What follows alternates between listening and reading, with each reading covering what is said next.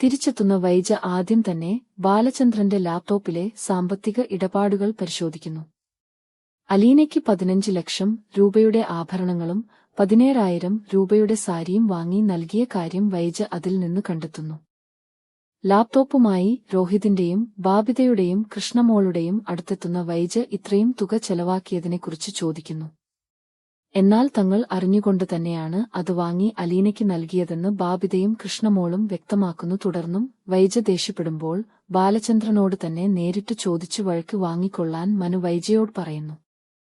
മറുവശത്ത് ഡ്രസ് ഒക്കെ മാറി സ്റ്റാൻലിയെ കാണാതെ തിരഞ്ഞു നടക്കുന്ന അലീന ഊണ് കഴിക്കാൻ വിളിക്കാനായി ചെല്ലുമ്പോൾ സ്റ്റാൻലി മുറിയിലിരുന്ന് അമിതമായി മദ്യപിക്കുന്നത് കണ്ട് ഭയപ്പെടുന്നു. അലീനയെ കാണുമ്പോൾ സ്റ്റാൻലിക്കും വല്ലാത്തൊരു നാണക്കേട് തോന്നുന്നുണ്ട്.